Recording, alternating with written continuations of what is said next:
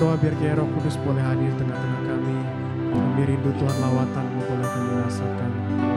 Biar kiranya Roh Kudus boleh hadir di setiap rumah kami masing-masing Tuhan. Biar kiranya Roh Kudus boleh menjamah kami. Dan Roh Kudus boleh bekerja dalam kehidupan kami. Terima kasih ya Tuhan Yesus, terima kasih. Allah Roh Kudus, Holy Spirit, come to us now.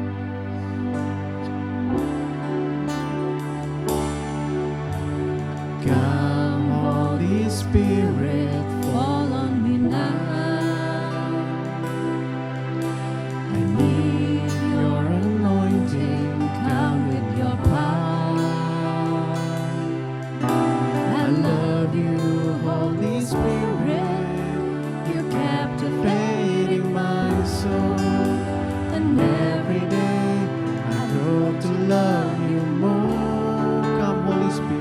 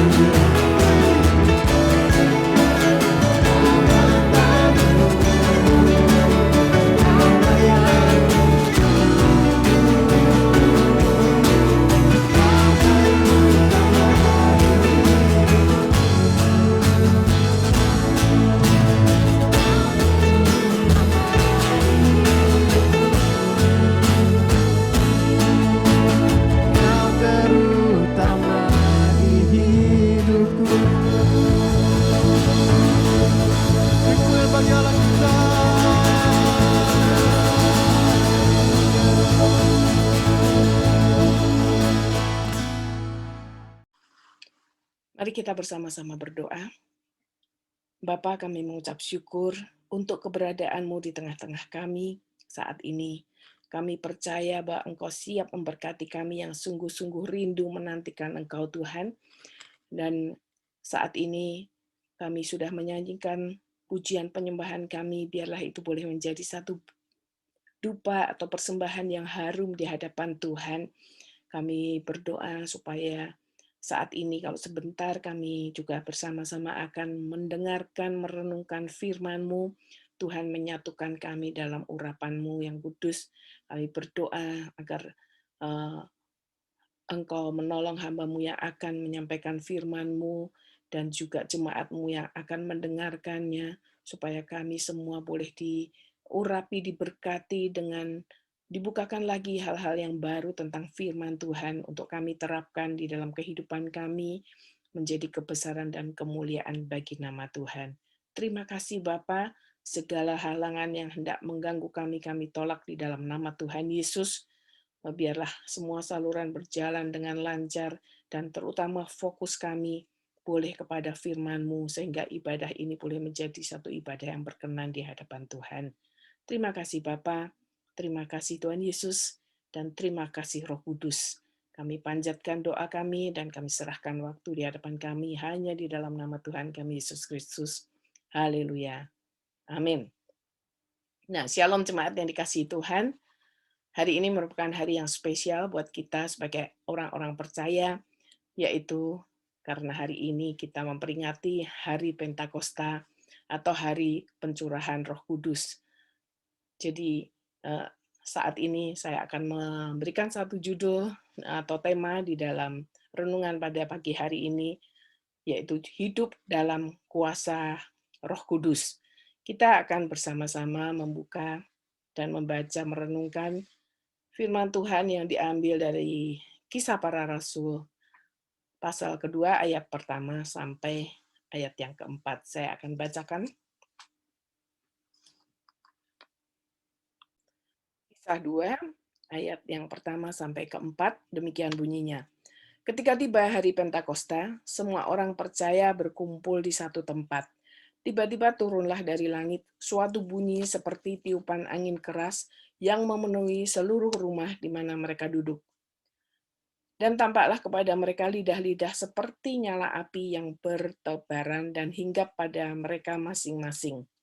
Maka penuhlah mereka dengan Roh Kudus, lalu mereka mulai berkata-kata dalam bahasa-bahasa lain, seperti yang diberikan oleh Roh itu kepada mereka untuk mengatakannya. Demikianlah pembacaan firman Tuhan. Kita hari ini saya katakan tadi memperingati hari Pentakosta. Pentakosta artinya 50. Jadi kita ada di hari ke-50 dihitung dari Paskah atau kebangkitan Tuhan Yesus. Nah, di dalam Perjanjian Lama, Paskah juga dirayakan, dan arti dari Paskah dalam Perjanjian Lama adalah keluarnya bangsa Israel dari tanah perbudakan di Mesir. Mereka sempat hidup sebagai budak di tanah Mesir selama 430 tahun, dan mereka akhirnya pada hari Paskah itu dapat keluar dari perbudakan itu karena mereka berdoa. Mereka meminta kepada Tuhan untuk dapat dilepaskan dari keadaannya saat itu, dan Tuhan mendengar doa mereka. Lalu Tuhan mengizinkan atau memberikan 10 tulah yang kita kenal ya di dalam kehidupan mereka saat itu kepada bangsa Mesir, dan pada tulah ke-10 yaitu kematian anak-anak sulung, Tuhan juga memberikan pertolongan kepada bangsa Israel agar mereka menyembelih seekor anak domba jantan yang tidak bercela dan darahnya dioleskan di ambang pintu rumah mereka, sehingga mereka terluput dari kematian anak-anak sulung. Karena kalau malaikat maut melewati rumah yang ada darah anak domba tersebut, darah domba yang tak bercela, tak bercacat tersebut, tidak akan terjadi kematian di rumah itu. Dan itu bisa kita lihat di dalam kitab Keluaran pasal yang ke-12. Mereka bisa keluar, mereka bisa tetap hidup karena ada korban darah anak domba yang tidak bercela. Merupakan simbol di dalam Paskah, di dalam Perjanjian Baru, kita kenal Paskah adalah hari kebangkitan Tuhan Yesus dan merupakan juga pembebasan orang percaya dari perbudakan dosa. Mereka atau kita orang-orang yang percaya akan tetap hidup karena korban darah anak domba Allah yang tidak bercela juga. Nah, kita bisa membacanya di dalam Yohanes 1 ayatnya yang ke-29. Saya akan bacakan sebentar. Yohanes 1 ayat 29. Pada keesokan harinya Yohanes melihat Yesus datang kepadanya dan ia berkata, "Lihatlah anak domba Allah yang menghapus dosa dunia." Jadi Yesus adalah anak domba Allah yang menghapus dosa umat manusia yang percaya dan mau menerima Dia di dalam kehidupannya. Nah, kembali kepada Pentakosta, 50 hari setelah bangsa Israel keluar dari tanah Mesir, Tuhan memberikan 2 loh batu yang berisi kitab Taurat yang dibawa oleh Musa dari Gunung Sinai. Kita bisa membacanya di dalam Keluaran pasal yang ke-20. Kitab Taurat diberikan tujuannya juga supaya kita sebagai manusia itu bisa melakukan keseluruhannya untuk dapat menyatu kembali dengan Bapa yang Maha Kudus. Tapi ternyata gagal. Kita tidak bisa memenuhi semua hukum Taurat karena kita ada di dalam kelemahan dan di dalam dosa. Dan akibat daripada semuanya itu kita tahu ceritanya, bangsa Israel yang tegar tengkuk itu membuat anak domba, lembu emas maksudnya. Jadi bangsa Israel membuat patung lembu emas dan menyembahnya, dan akibat dari semuanya itu ada 3.000 orang Israel yang sudah keluar dari tanah Mesir itu yang mati. Jadi kitab Taurat itu memang mematikan. Tapi kalau kita melihat Paskah di dalam Perjanjian Baru luar biasa sekali, karena tidak demikian ya. Nah, kita lihat di dalam Perjanjian Lama, kecuali tadi dikatakan ada pemberian hukum Taurat, ada juga setelah bangsa Israel masuk ke tanah Kanaan, mereka bercocok tanam dan sebagainya, ada yang disebut Hari Raya Panen atau Hari Raya 7 Minggu. Kita bisa membaca di dalam Keluaran 34 ayatnya yang ke-22, itu tentang Hari Raya 7 Minggu, dikatakan, Hari Raya 7 Minggu, yakni Hari Raya buah bungaran dari penuaian gandum, haruslah kau rayakan. Juga Hari Raya pengumpulan hasil pada pergantian tahun. Jadi 50 hari juga setelah bangsa Israel masuk ke tanah perjanjian, mereka mengadakan Hari Raya Panen atau Hari Raya 7 Minggu. Ya, 7 minggu, 7 kali 7, 49, dan esoknya mereka merayakan itu semua.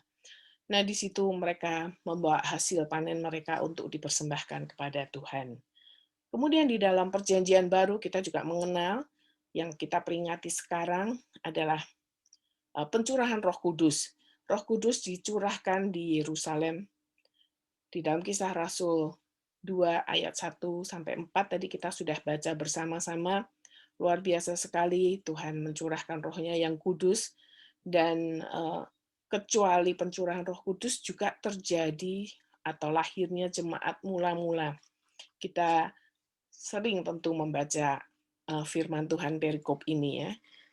Kalau tadi di dalam PL kita sudah membaca atau melihat bahwa gara-gara kitab Taurat itu 3.000 jiwa mati, di sini kita melihat di dalam Kisah Rasul 2 bahwa jemaat mula-mula karena diberikan Roh Kudus, dicurahkan Roh Kudus, ada 3.000 jiwa yang bertobat. 3.000 jiwa percaya kepada Tuhan, pemberitaan yang dilakukan oleh murid-murid Kristus, dan juga mereka lahir baru. Dalam Kisah Rasul 2 ayat yang ke-41 dikatakan di situ, orang-orang yang menerima perkataannya itu memberi diri dibaptis, dan pada hari itu jumlah mereka bertambah kira-kira 3.000 jiwa. Saya percaya ini bukan satu kebetulan, di PL demikian, di Perjanjian Baru demikian, dan kita hidup di dalam Perjanjian Baru. Kalau di dalam Perjanjian Lama, tokoh utama pribadi Allah yang nampak adalah Bapa yang demikian, eh, yang kudus, yang tidak kompromi dan sebagainya, yang luar biasa. Di dalam awal Perjanjian Baru, kita melihat tokoh Kristus atau Yesus sebagai teladan kita sebagai manusia, dan sekarang di akhir zaman ini kita melihat satu pribadi yang lain dari Allah ini adalah pribadi Roh Kudus. Jadi Roh Kudus adalah satu pribadi yang sudah datang ke muka bumi ini sampai sekarang ada di tengah-tengah kita. Harusnya kita menyadari hal itu. Jadi kita perlu ingat bahwa Roh Kudus sudah dicurahkan dan sekarang ada di dalam hati setiap orang yang percaya atau yang sudah lahir baru. Dan Roh Kudus itu kalau dalam bahasa Inggris disebut he, ya, bukan satu it, tapi itu satu pribadi yang sungguh-sungguh ada gitu. Dan karena dia merupakan satu pribadi atau person, dia bisa sedih, dia bisa marah, dan sebagainya. Dia bisa merasakan apa yang juga kita rasakan. Kita melihat di dalam Kisah Para Rasul, bahwa tadi yang kita baca, bahwa simbol yang dipakai adalah api. Nah, seringkali kita melihat Roh Kudus itu disimbolkan sebagai merpati atau api. Kenapa merpati? Menurut ilmu pengetahuan, merpati itulah burung yang tidak mempunyai empedu. Kita tahu kan empedu itu apa? Empedu itu di dalamnya kalau kita makan pahit ya, karena yang ada di dalamnya ada racun, hal yang pahit gitu. Jadi merpati itu tidak mempunyai kepahitan ya. Kemudian kita juga tadi melihat bahwa simbol yang dipakai di dalam Kisah Para Rasul adalah api. Api itu luar biasa juga, karena api merupakan satu lambang transformasi. Kita sebagai orang percaya, kita harus ditransform, kita harus berubah. Nah, kecuali lambang transformasi, api juga merupakan satu benda yang kalau terkena, apapun yang terkena oleh api akan berubah. Makanya tadi dibilang sebagai satu simbol perubahan. Saya teringat waktu SMA dulu, kita ada praktikum kimia, ada beberapa zat kimia yang kalau dipanaskan berubah warnanya, berubah menghasilkan, ada yang menghasilkan satu kristal yang bagus sekali ya. Nah, demikian juga saat ini kalau kita melihat misalkan kita punya es batu atau sesuatu yang keras, kalau terkena api maka akan menjadi leleh. Mungkin banyak contoh-contoh yang lain, lilin yang keras juga menjadi leleh kalau kena api. Nah, kita nanti melihat hal-hal itu lagi ya. Jadi api tadi simbol transformasi, semua yang kena api berubah, dan yang ketiga, api adalah sesuatu yang harus dijaga agar tidak padam. 1 Tesalonika 5 ayat yang ke-11 19 maksudnya. 1 Tesalonika 5 ayat 19 dikatakan di sana, ayat yang sangat singkat, dan janganlah padamkan roh. Ya. Nah, itu hal-hal yang tadi kita perlu ingat. Nah, setiap hal yang terjadi dalam kehidupan manusia atau yang kita lakukan itu pasti punya tujuan. Demikian juga dengan Roh Kudus ini. Saya percaya banget bahwa Tuhan Yesus itu memberikan rohnya yang kudus ke dalam dunia ini bukan sembarangan atau iseng atau asal-asalan, tapi ada tujuan yang yang luar biasa yang Dia ingin lakukan melalui pribadi Roh Kudus ini. Nah, jadi tujuan pencurahan Roh Kudus bagi kita ada 3 poin yang saya akan nanti coba bahas di sini. Yang pertama, kita sebagai pribadi, kita perlu satu kuasa untuk bersaksi. Karena Tuhan juga menyelamatkan kita untuk satu tujuan. Kemudian, apa maksudnya di sini ya? Apa maksudnya sebagai pribadi kita perlu kuasa untuk bersaksi? Dan apa yang harus kita saksikan? Yang pertama yang harus kita saksikan adalah tentang perbuatan besar yang Allah lakukan di dalam dunia ini kepada kita umat manusia. Di dalam Keluaran 6 ayatnya yang ke-6, Tuhan mengatakan di sana, "Aku akan mengangkat kamu menjadi umatku dan aku akan menjadi Allahmu, supaya kamu mengetahui bahwa akulah Allah. Akulah Tuhan Allahmu yang membebaskan kamu dari kerja paksa orang Mesir. Dan aku akan membawa kamu ke negeri yang dengan sumpah telah kujanjikan memberikannya kepada Abraham, Ishak, dan Yakub, dan aku akan memberikannya kepadamu untuk menjadi milikmu. Akulah Tuhan." Lalu Musa mengatakan demikian kepada orang Israel, tapi mereka tidak mendengarkan Musa karena mereka putus asa dan karena perbudakan yang berat itu. Jadi, Tuhan ingin kita mengatakan perbuatan-perbuatan besar dan ajaib yang Tuhan telah lakukan. Dia sudah membebaskan orang Israel dari perbudakan di Mesir. 1 Petrus 2 ayatnya yang ke-9 juga merupakan hal yang sama yang sering juga kita baca, tetapi kamulah kita semua, bangsa yang terpilih, imamat yang rajani, bangsa yang kudus, umat kepunyaan Allah sendiri, supaya kamu memberitakan perbuatan-perbuatan yang besar dari Dia yang telah memanggil kamu keluar dari kegelapan kepada terangnya yang ajaib. Jelas sekali yang harus kita katakan adalah tentang perbuatan besar yang Allah sudah lakukan, bukan tentang hal-hal yang lain. Seringkali kita sebagai pribadi atau sebagai anak-anak Tuhan itu yang kita beritakan lebih banyak hal-hal yang kontradiksi dengan apa yang Tuhan mau. Mungkin kita lebih sering ngomongin orang-orang, ngomongin saudara seiman, ngomongin teman, ngomongin hal-hal yang ada di muka bumi ini yang lagi ngetren. Eh, nggak berguna, nggak semuanya memang nggak berguna ya. Kalau kita berbicara tentang kesehatan dan sebagainya juga berguna ya. Tetapi maksud saya adalah hal-hal yang seringkali melemahkan orang lain. Jadi kata-kata kita ini bukan kata-kata yang membangun, tapi malah yang menghancurkan. Dan itu Tuhan sangat sedih dengan hal seperti itu. Di dalam gereja, itu orang luar kayak gitu. Orang gereja pun kayak gitu. Jadi nggak ada bedanya antara anak Tuhan dengan orang-orang dunia. Kemudian kepada siapa? Tadi juga jelas dikatakan untuk memberitakan kepada bangsa-bangsa lain.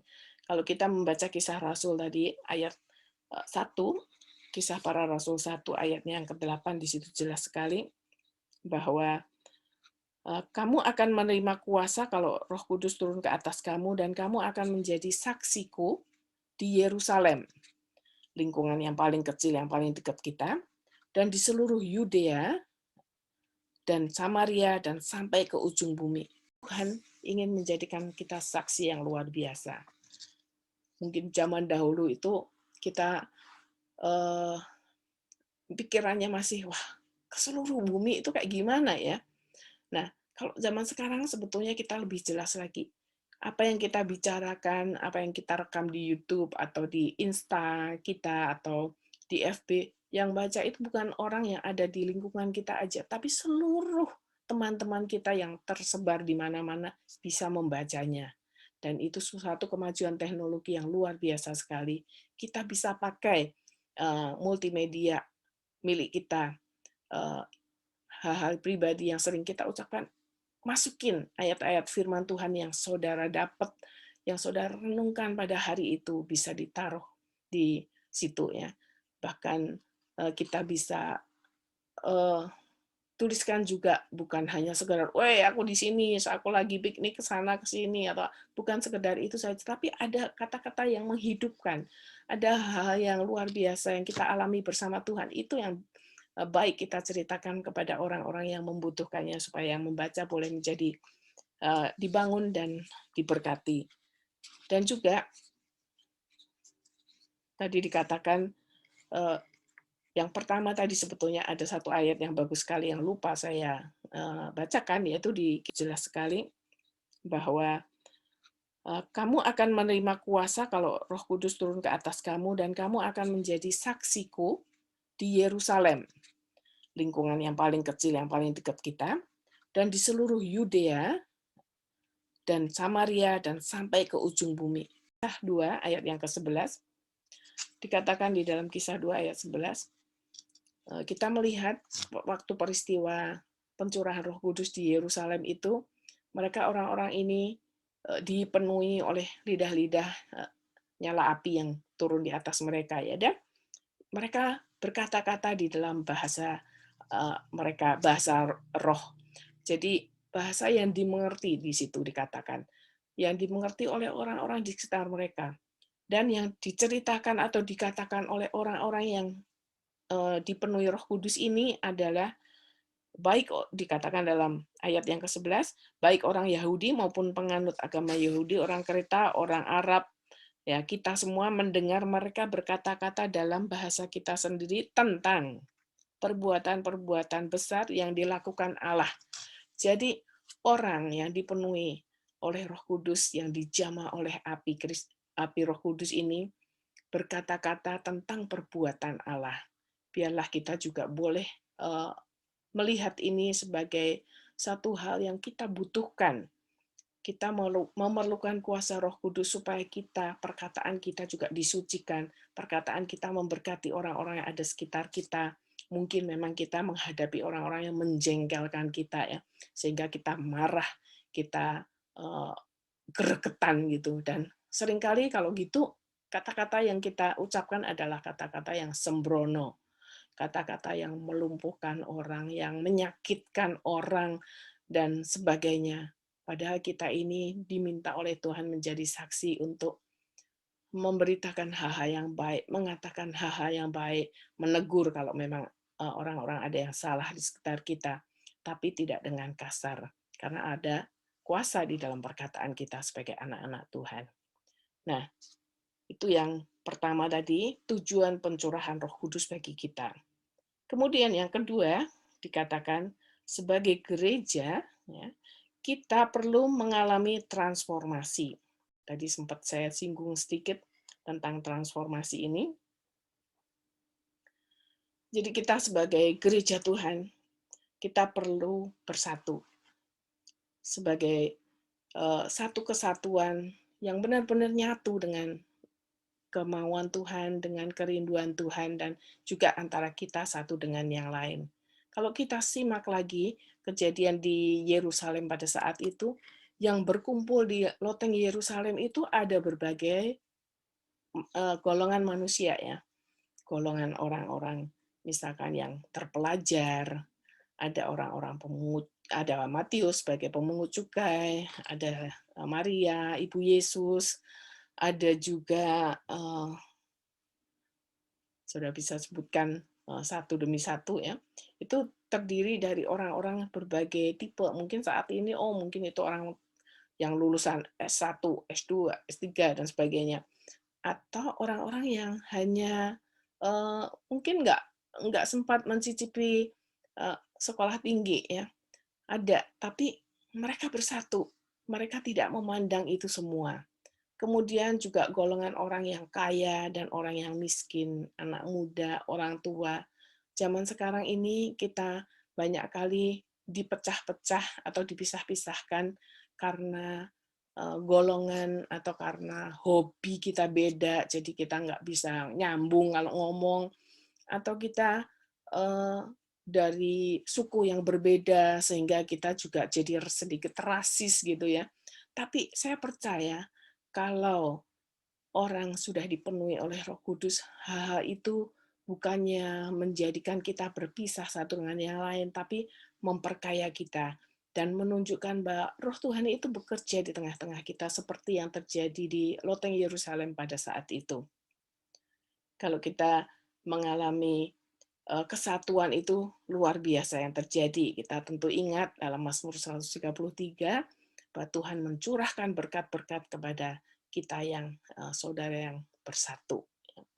Kemudian dalam Roh Kudus membuat kita mengalami transformasi juga karena sebagai gereja kita perlu hal itu. Kita perlu diubahkan. Roma 12 ayatnya yang pertama dan kedua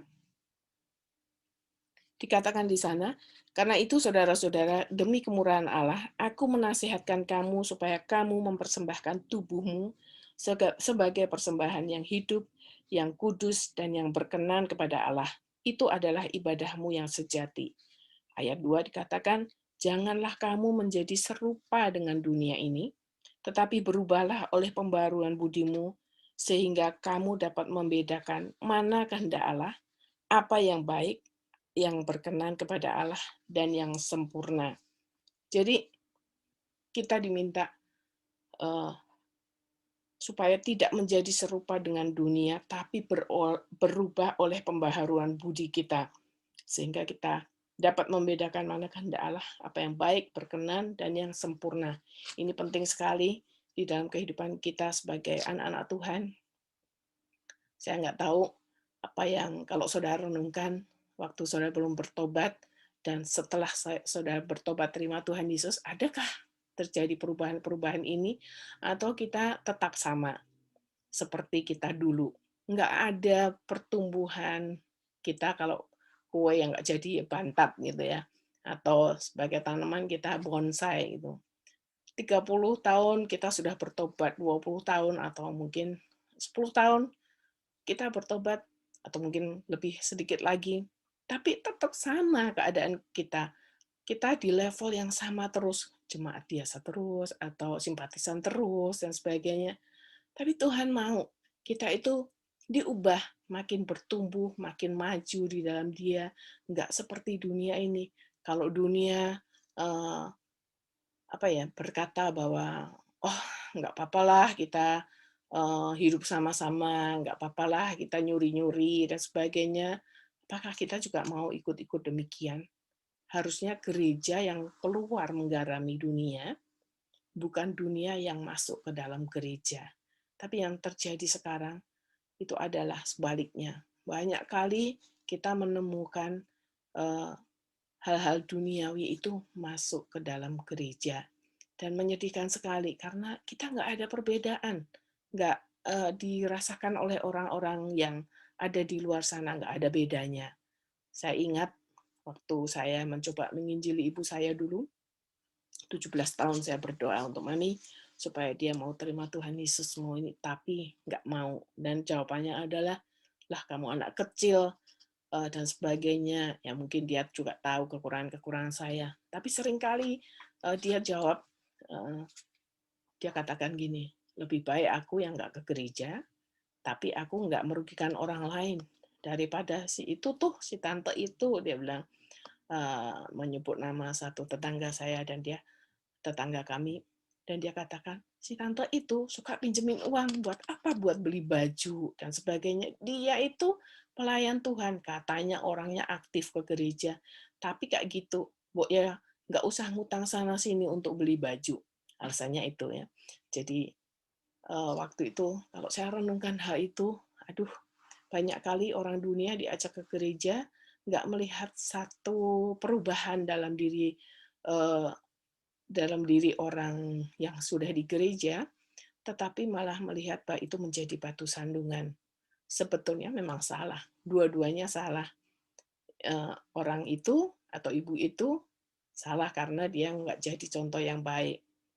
Dan ibu saya pun juga salah karena untuk ke gereja yang dilihat bukan orangnya, tetapi Tuhan.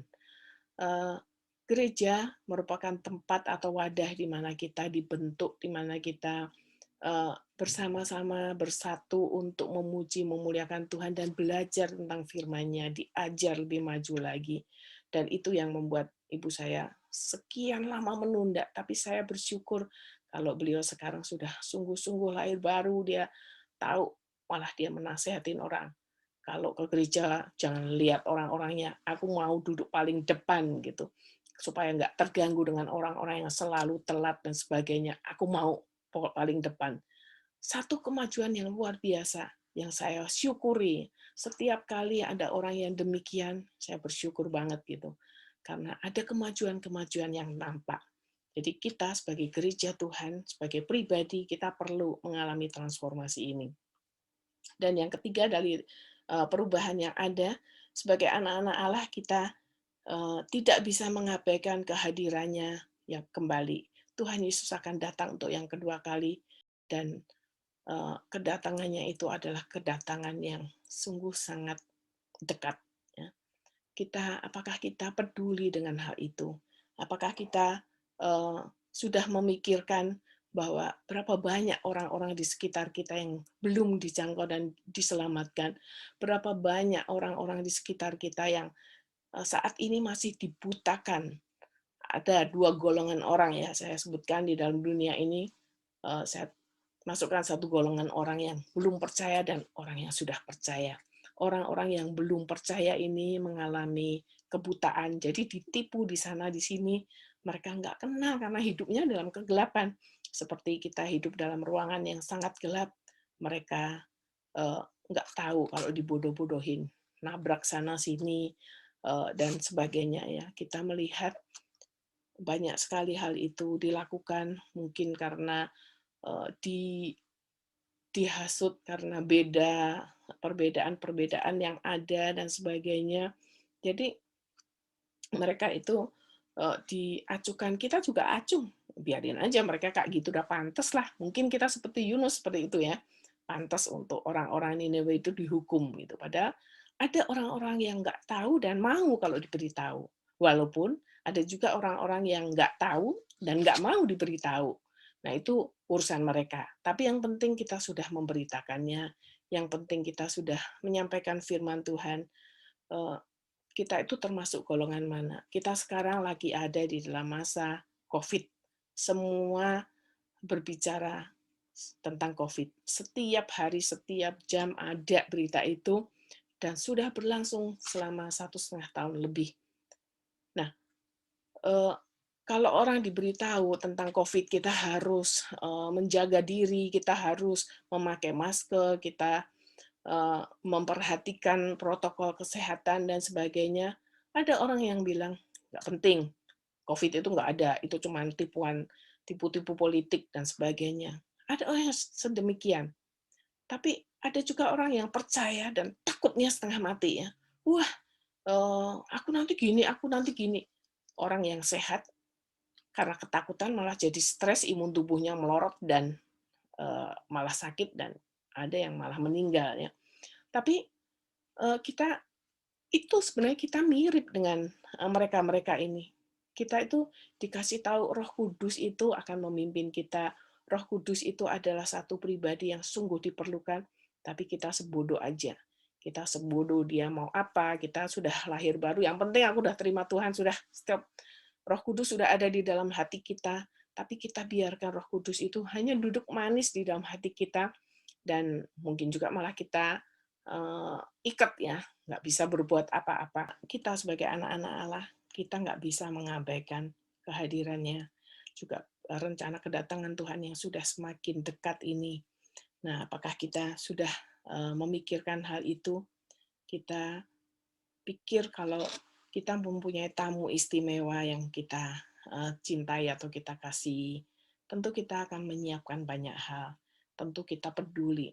Nah, saat ini juga kita sedang menantikan kedatangan Tuhan Yesus yang kedua kali. Apakah kita peduli akan kedatangannya? Kita memberikan apa yang dirindukannya. Kalau Tuhan merindukan banyak jiwa diselamatkan, apakah kita sudah lakukan dan kita katakan bahwa Tuhan, aku sudah melakukan apa yang Engkau perintahkan dengan semaksimal mungkin, ataukah kita masih seadanya saja? Biarlah berita firman Tuhan pada saat ini boleh memberkati kita dan mengingatkan kita akan tugas tanggung jawab kita dan juga akan tujuan Roh Kudus datang dalam hidup kita ini untuk apa. Amin. Tuhan Yesus memberkati. Mari kita bersama-sama menyanyikan lagu Rohmu yang hidup penuhiku. Roh-Mu yang hidup penuhiku, mengalir dalamku.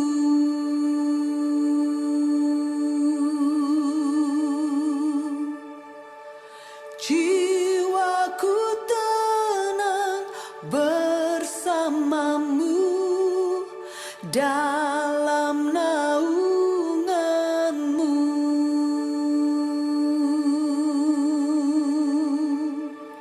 Ku buka hati untuk jamahan-Mu, berserah penuh di hadirat-Mu. Kau ambil alih seluruh hidupku,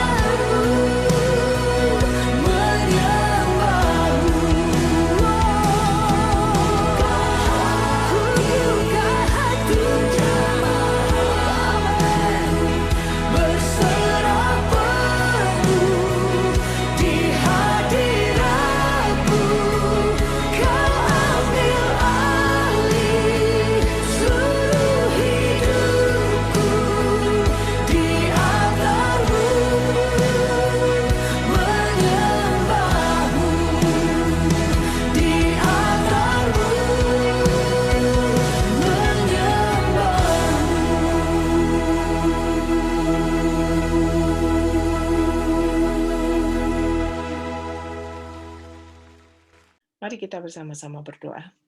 Bapa di surga, kami mengucap syukur Tuhan untuk firman-Mu yang telah kami dengar bersama-sama. Mungkin tidak sempurna hamba-Mu ini menyampaikannya, tapi biarlah Roh-Mu yang kudus menjabarkannya dalam kehidupan kami semua, dalam hati kami, setiap anak-anak-Mu, sehingga boleh kami lakukan dan terapkan dalam kehidupan kami Tuhan.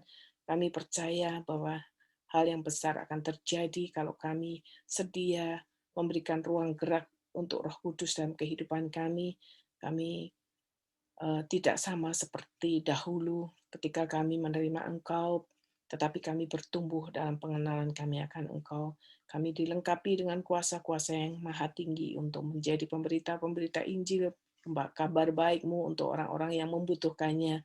Terima kasih Bapa, kami percayakan jemaat-Mu ke dalam tangan kasih-Mu, apapun yang menjadi tantangan pergumulan kami boleh mengalahkannya, kami boleh memiliki jalan keluar karena bersama dengan Roh Kudus, bersama dengan Engkau tidak ada yang mustahil. Terima kasih Bapa, dalam nama Tuhan Yesus kami berdoa dan bersyukur. Haleluya. Amin. Saya serahkan kepada yang bertugas.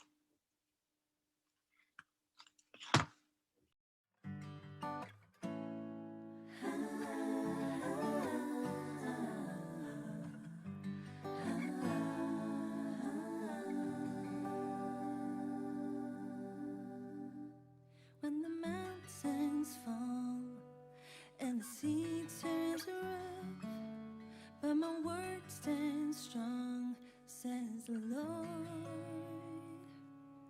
When the world gets tough, filled with broken hearts, but my love won't fail, says the Lord. Your love is powerful, knees shall bow. Your love is mighty, the earth will shake. Your grace abounds in us. You're more than enough for me.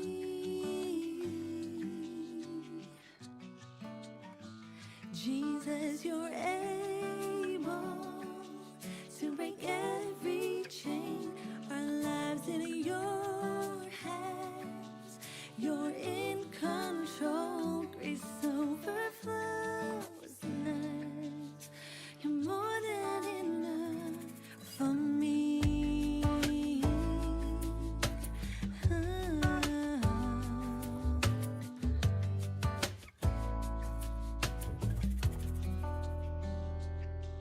When the mountains fall and the sea turns rough, but my word stands strong, says the Lord.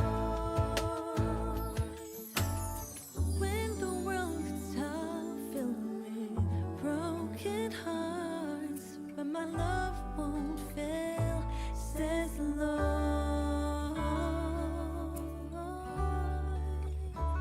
Your love is powerful, knees shall bow.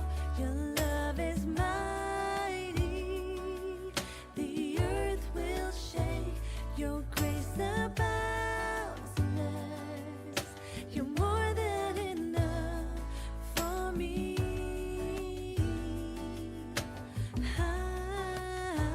Jesus, you're able to break every chain.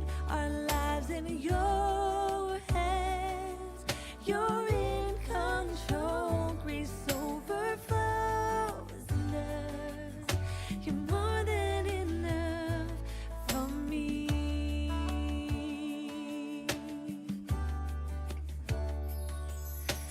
Power, mercy, never failing, stronger, deeper, never changing, glorious, faithful, never ending, great is our God. Power, mercy. Mari Bapak-Bapak, Ibu-Ibu, dan Saudara-saudara, kita menutup ibadah kita pada siang hari ini. Mari kita terus diingatkan Seperti tadi firman Tuhan sudah disampaikan, kita perlu harus dipenuhi dengan kuasanya untuk terus bersaksi. Mari kita juga perlu untuk juga mengalami transformasi. Dan ingat, kedatangan Tuhan Yesus sudah sangat dekat. Kita perlu terus digerakkan oleh kuasa Roh-Nya yang kudus, supaya kita boleh terus maju di akhir zaman ini. Mari Bapak Ibu Saudara sekalian, di hari Pentakosta ini mari kita bersyukur untuk apa yang sudah dianugerahkan Tuhan. Mari kita berdoa bersama. Tuhan, terima kasih kalau kami boleh mengakhiri ibadah kami pada siang hari ini oleh anugerah dan kasih setia yang daripadamu. Kiranya Engkau boleh memberkati setiap pribadi yang sudah boleh mengikuti ibadah pada siang hari ini.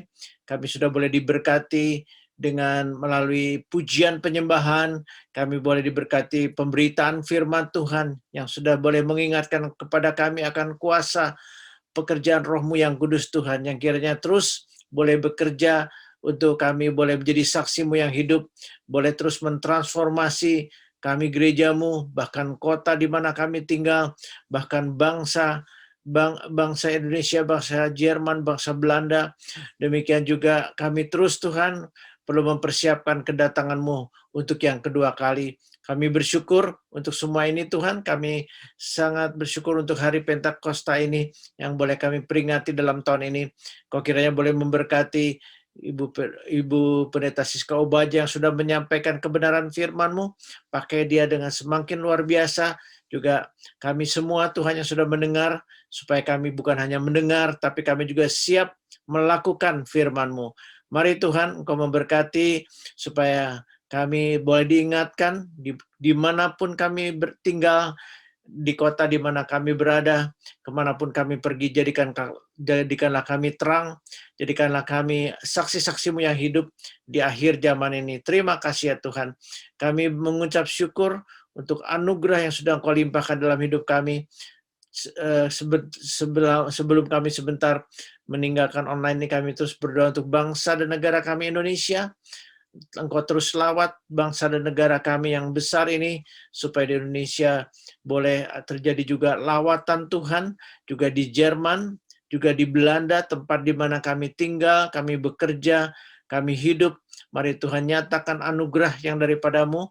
Kami tahu Tuhan bahwa Engkau kiranya boleh mencurahkan kuasa-Mu untuk boleh menjamah setiap anak-anak-Mu ya Tuhan yang ada di kota-kota yang ada di Jerman dan di Belanda ini, supaya kami boleh menjadi terang, membawa kabar baik ini, bahwa biarlah Tuhan nama-Mu saja yang boleh ditinggikan. Terima kasih Tuhan, kami akan mengakhiri ibadah ini. Sebentar kami akan meninggalkan online ini. Berkati sepanjang minggu ini lagi Tuhan, supaya dalam hope yang ada di depan kami, hope di kota-kota maupun hope global maupun Komsel Perak, Komsel Perkasa yang ada di kota-kota yang sudah ada, mari Engkau kiranya boleh memberkati supaya kami boleh tetap bersemangat untuk mengikut apa yang menjadi rencana Tuhan. Kami menyerahkan semua ke dalam tangan-Mu. Kau yang akan mempertemukan kami kembali pada minggu yang akan datang. Terpujilah Engkau Tuhan yang baik. Dalam nama-Mu kami sudah berdoa. Mari Bapak Ibu Saudara sekalian, kita boleh mengarahkan hati kita dan boleh mengedahkan tangan kita untuk menerima berkat Tuhan. Tuhan memberkati dan melindungi engkau. Tuhan menyinari engkau dengan wajah-Nya dan memberikan kasih karunia.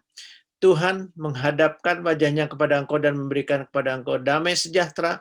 Karena kasih karunia Allah Bapa, damai sejahtera yang daripada Tuhan Yesus Kristus, persekutuan dalam Roh Kudus, menyertai engkau mulai dari saat jam ini sampai Maranatha, yaitu Tuhan Yesus Kristus datang kembali untuk yang kedua kali. Haleluya. Amin.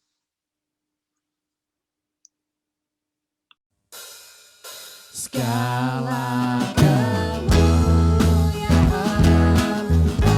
hanya bagi Tuhan.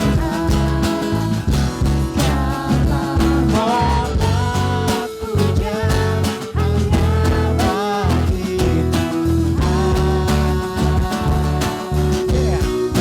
Tuhan. Tangan kemuliaan hanya bagi Tuhan.